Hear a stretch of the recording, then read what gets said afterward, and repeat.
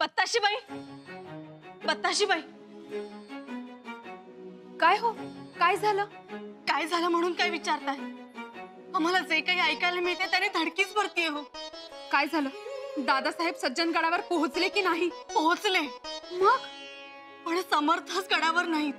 काय? समर्थ गडावर नाहीत? अहो, पण असं कसं झालं?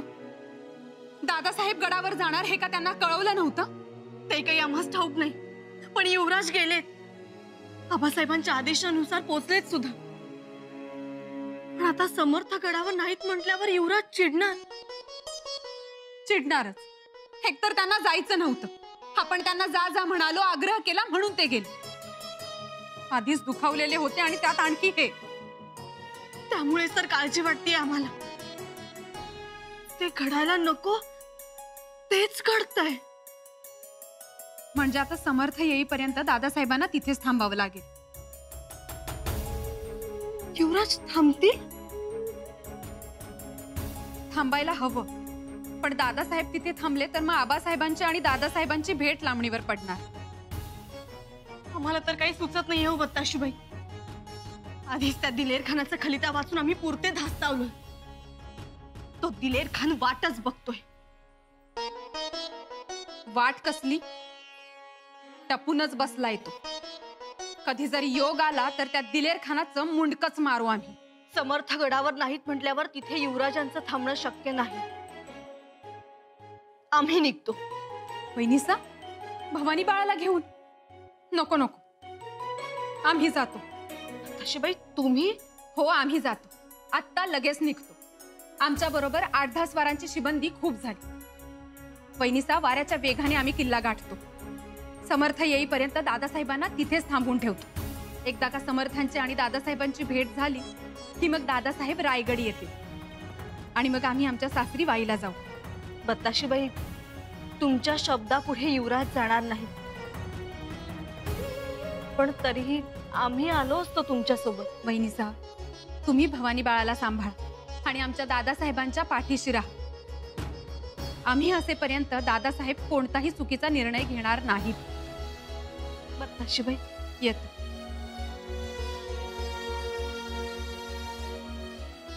बत्ताशीबाई,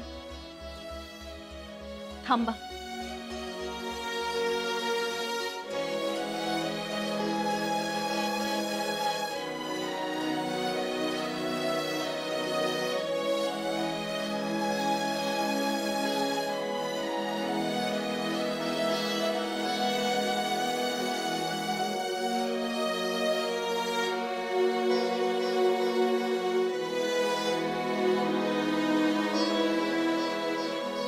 तुमचं कुंकू रायगडावर सही सलामत घेऊन जाण्याची जबाबदारी आमची. येतो.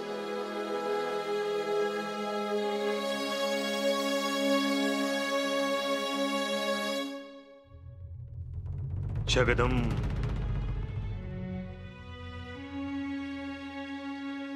महाराज, आपण घाई करू नका. कशाची? शंभूराजेंना गडावर बोलवण्याची. शंभूराजे समर्थांची भेट घेतील आणि मग येतील गडावर. आम्हाला वाटतं त्यांनी तिथे समर्थांच्या सानिध्यात राहावं. तेच आपल्या आणि त्यांच्या हिताचं असेल. आम्ही समजलो नाही. म्हणजे शंभूराजेंनी तिथेच राहून एवढं आत्मचिंतन करावं की त्यांनी गडही खाली उतरून येऊ नये. हवं तर आपण तसा आदेश पाठवावा. बस, उगाच धाग्यात विस्तव ओवत बसू नका. महाराज, आपल्या आज्ञेप्रमाणे युवराज गडावर पोहोचलेत, परंतु समर्थांनी त्यांची भेटच होऊ शकली नाही. म्हणजे समर्थ गडावरच नाही आहेत. समर्थ चाफळ मसूर या परिसरात असतील. त्यांना निरोप पाठवा, म्हणावं शंभूराजे गडावर आले. ते तातडीनं गड जवळ करतील. जी महाराज. महाराज, समर्थ येईपर्यंत गड न सोडण्याचा आदेश पाठवावा.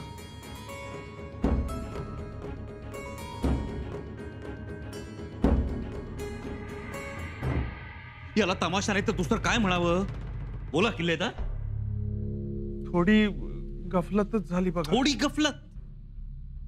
इतक्या दुरून आम्ही सज्जनगडावर येतो, हातातली सगळी कामं बाजूला ठेवून सज्जनगडावर येतो. आम्ही सज्जनगडावर यावं म्हणून थोर लोक मोर्चे बांधणी करतात. कित्येक जण आम्हाला आडपडद्यानं सुनावतात. महाराजांचा आदेश शिरसावंत मानून आम्ही सज्जनगडावर येतो आणि आमच्या स्वागताला सुद्धा कोणी सामोरं येऊ नये. किल्लेदार जिजाजी काटकर, तुम्ही जुने जाणते आहात, तुमच्या तरी या गोष्टी ध्यानात यायला हव्या होत्या. मी मुद्दामून नाही केलं युवराज. म्हणजे तुम्ही येणार आणि आम्ही दुर्लक्ष केलं असं नाही झालं, आणि तसं कधी होणार बी नाही. यो बघा खलिता, कसला खलिता? आम्हासनी एवढं समजलं होतं की कोणी खाशी असामी गडावर येणार आहे म्हणून. खाशी असामी? वय, आणि आजकाल खाशी असामी कुणाला बी म्हणतात, म्हणून आम्ही बी जरा गाफीलच राहिलो बघा. आता तुम्हीच बघा, तुमच्या नावाचा उल्लेख या खलित्यात असता तर मी धावत पळत तुम्हाला सामोरं आलोच की हो. तुमच्या नावाचा उल्लेख नाही? खलित्यावर दस्तूर कारभाऱ्यांचा, आणि आम्ही खाशी असामी. युवराज शब्द लिहायला सुद्धा लेखणी धजावत नाही यांची. युवराज, इथवर मजल केली कारभाऱ्यांची. आता जे हाय जसं आहे ते तुमच्या समोर मांडलंय. आता खलिताच असा आला होता की गडावर कुणाला बी त्याचं काही अप्रूप वाटलं नाही बघा, म्हणून समर्थ बी निघून गेले. हा, आता तुमचं नाव लिहिलं असतं तर ते बी थांबलंच असतं की. एकीकडे महाराज आम्हाला आदेश देतात समर्थांच्या भेटीला जा म्हणून, पण मधल्यामध्ये ही अशी तजवीज केली जाते समर्थ आम्हाला भेटणार नाहीत याची. खालच्या थराला जावं कारभाऱ्यांनी. युवराज, आपण आता दमून आलायसा. समर्थांचे मनाचे श्लोक लोकहिताचे असतात, पण आमचे कारभारी जे मनाचे श्लोक लिहितात त्याने युवराजांचं अहितच साधलं जातं. याला उत्तर द्यायलाच पाहिजे, द्यायलाच हवं. महाराजांनी शाबासकी दिली म्हणून शेपारून जाऊ नकोस कलुषा. आज जी परिस्थिती निर्माण झाली आहे ना, त्याला सर्वस्वी तूच जबाबदार आहेस. मी? हमने क्या किया? अरे तूच तर करतोयस हे सगळं. तुला काय वाटलं आम्हाला काय समजत नाही? लक्षात ठेव, तुझ्यावर बारीक नजर ठेवून होता मी. योग्य वेळ आली की महाराजांसमोर तुझी कुंडली मांडणार. योग्य वेळ म्हणजे काय? तुम्हाला जे काही बोलायचे ते आजच बोला महाराजांसमोर. हम डरते नाहीये. तसं नसतं कलुषा. शिशुपालाचे 100 अपराध भगवान श्रीकृष्णांनी होऊ दिले, मग त्याचा वध केला. मोठी शिक्षा करायची असेल तर मोठे अपराध पण घडू द्यावे लागतात. कळले? याला म्हणतात राजकारण. तुम्ही करताना त्या सोंगट्यांच्या हालचाली. अनाजी पंत, आपण स्वराज्याचे सुरनीस आहात आणि मी स्वराज्याचा आदर करतो. त्यामुळे तुम्हाला जे काही बोलायचंय ते स्पष्ट बोला, मनात काही ठेवू नका. स्पष्ट बोल. आजच?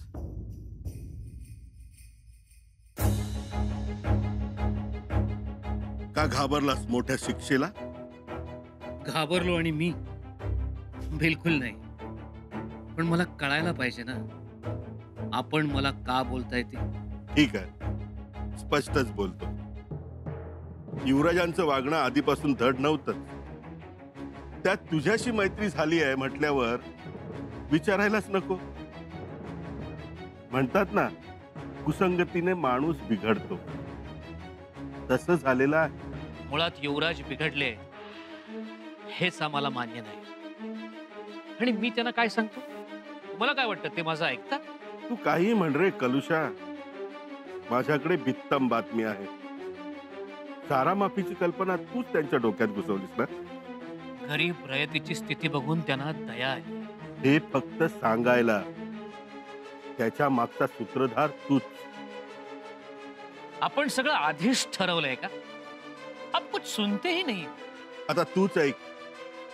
हे शाक्तपंतांचं खूळ तुझ्यामुळेच आलं ना?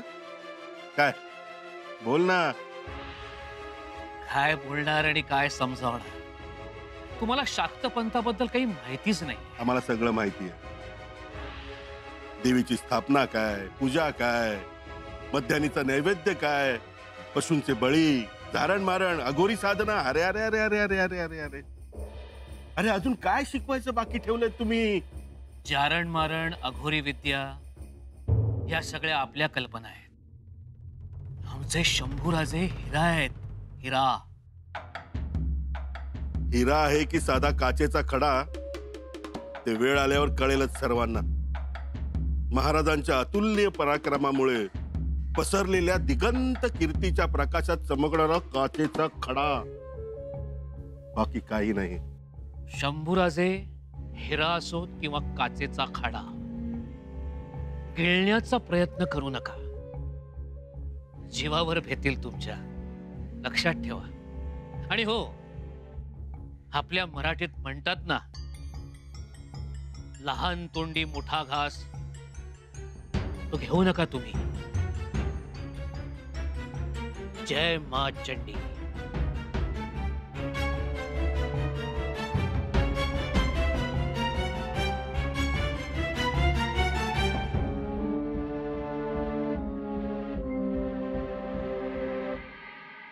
घोड्यावर खोगीर घाला युवराज. आणि निघण्याची तयारी करा. युवराज, हे काय करताय? ज्योताजी, आदेशाची अंमलबजावणी करा. फौजेला खबरदार राहण्याचा आदेश द्या. जी. फौजला आदेश? कुठे निघालात युवराज? काय करावं आम्ही इथं बसून? युवराज, एक विनंती होती बघा. आता आलाय तर राहा, जायची घाई करू नका. बिनावजह थांबणार नाही आम्ही. युवराज, माफी असावी, पण तुम्ही इथं आलात आणि तडकाफडकी निघून गेलात तर माझी चौकशी होईल. होऊ द्या ना चौकशी. चौकशी काय आमची सुद्धा होते, त्यात काय एवढं? हो ऐका युवराज, समर्थांचा माग काढायला आम्ही घोडी पिटाळल्यात. पिटाळली असते, पण त्यांना समर्थ भेटणार आहेत का? अहो भेटतील तर. बरं, भेटले समर्थ तर येणार आहेत का गडावर? अहो का नाही येणार? आता तुम्ही आले असं कळल्यावर नक्की येतील की. ठीक आहे, समर्थ आले की आम्ही पुन्हा येऊ भेटाय. आणि तुम्ही आता आमच्यासाठी धावपळ करू नका. दिवाकर गोसावी कुठे? ते ओरीत असतील, आणि ओरीत नसले तर बाहेर मारुती मंदिरात असतील बघा. ठीक आहे, आम्ही दिवाकर गोसाव्यांचा निरोप घेतो आणि निघतो. जाताना त्यांच्याजवळ समर्थांसाठी निरोपाचे 2 शब्द सांगतो. येतो आम्ही. बर, निघा. आम्ही काय हुकमाचे ताबेदार, आणि युवराजांना नाही म्हणायचं बळ आमच्यात नाही. ज्योतिजी, चला आवरा. युवराज, आलोच आम्ही. पर जाणार कुठं? कुठं जाणार? कुठं जाऊ? आमच्याजवळ आदेश तर इथपर्यंतचाच होता. बंधू, निघतो. ओम नमो नारायण. जय जय रघुवीर समर्थ. गडावर येण्याचे प्रयोजन? समर्थ गडावर नाहीये हे समजलं मला. समर्थांच्या भेटीचा योग नाही नशिबात. तो असता तर आनंदच झाला असता. बंधू, खर तर मी इथे आलो होतो ते युवराजांच्या भेटीला. निघतो. थांबा.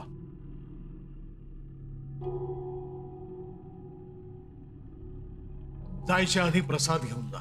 समर्थांचा प्रसाद आम्ही अवहेळणार नाही, पण आधी युवराजांना भेटतो. तुमचं ते मठाच्या इनाम जमिनीचा कज्जा सुरू आहे. हो. त्याचं पुढे काय झालं? काही होईल असं वाटत नाही. दाद मागितली नाहीत का? मागितली तर, पण काही होणार नाही. अहो, युवराजांनी पत्रही दिलं होतं रायगडाच्या कारभाऱ्यांसाठी, पण तिथे युवराजांच्या आदेशाची, पत्राची काहीही अहमियत नाही. कुणीही त्यांच्या हुकमाची ताबेदारी मानित नाही. तसं होणं बरोबर नाही. कारभारींनी युवराजांचा आदर राखलाच पाहिजे. मलाही तेच वाटत होतं. म्हणून मठाच्या इनाम जमिनीबद्दल सगळी हकीकत युवराजांच्या कानावर घातली. त्यांचं शिफारस पत्रही घेऊन गेलं, पण हाताला काहीही लागलं नाही. कारभारी युवराजांच्या आदेशाला केराची टोपली दाखवतात. विश्वास बसत नाही बुवा. मी कशाला खोटं बोलू? कारभारी म्हणतात, महाराजांच्या पोटी जन्माला आले एवढंच त्यांचं कर्तृत्व. स्वतःचं कर्तृत्व ते काय? युवराजांचा तिथे कोणीही मान ठेवत नाही. श्रीराम श्रीराम. तेच सांगायला आलो. त्याची गरज नाही. समजलंय आम्हाला. युवराज, काय म्हणाले अनाजी पंत? आम्ही ते सांगू नये आणि तुम्ही ते ऐकू नये. स्पष्टपणा हा साधूचा गुणधर्म असतो बुवा. बोला. शेवटी आमच्याकडे पाठवलंच ना. तो युवराजांचा थोरपणाच. आम्ही त्यांना त्यांची मुद्रा उठवा म्हणालो, परंतु त्यांनी उठवली नाही. त्यांना तो अधिकारच नाही. त्यांची तुम्ही मुद्रा उठवून इनाम मिळवण्यासाठी जर जमीन ताब्यात घेतली असती तर तुमच्या अडचणींची धुनी आम्ही पेटवली असती. युवराज, आपण बसावं. ज्याला आयुष्यातून उठवलं जातंय त्यानं बसावं तरी कुठं?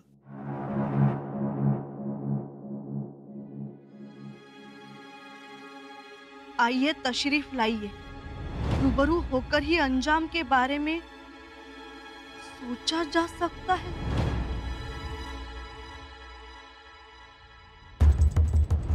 ही तुमच्या लक्षात येत नाहीये युवराज. आम्ही सुद्धा इथे फार दिवस राहणार नाही आहोत. जो काही निर्णय घेऊ तो कुणा माथे फिरून भावनेच्या भरात घेतलेला निर्णय नसेल, तर छत्रपतींच्या मुलाने आणि स्वराज्याच्या युवराजांनी घेतलेला निर्णय असेल. तुम्ही जर आमचं हे डावं बोट धरलं तर राजपुत्र आदेश पाळणार नाही, आणि उजवं बोट पकडलं तर राजपुत्र आदेशाचं पालन करणार. राजकारणात न लिहिलेलं वाचायचं असतं आणि न बोललेलं ऐकायचं असतं. वाचा, ऐका, सगळे अर्थ समजतील.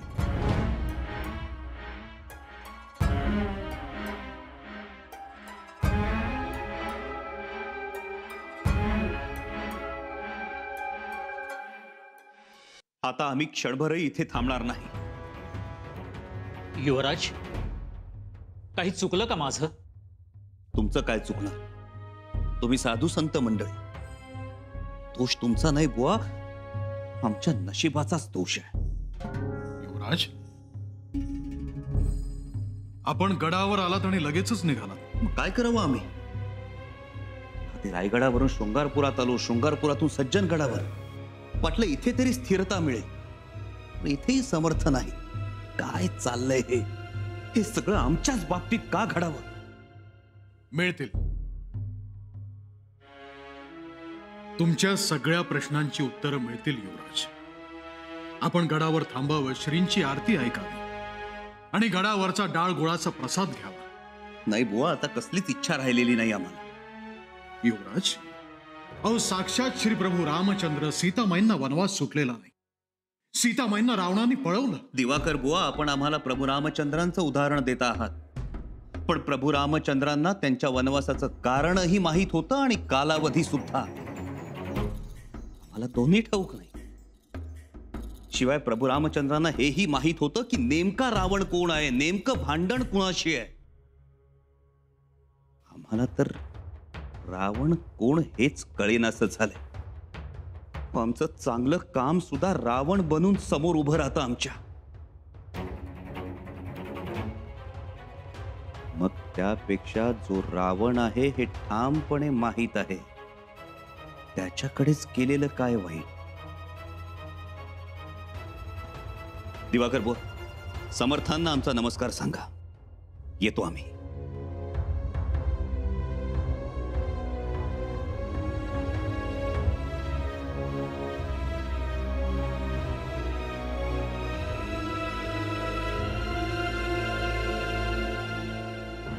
मग का?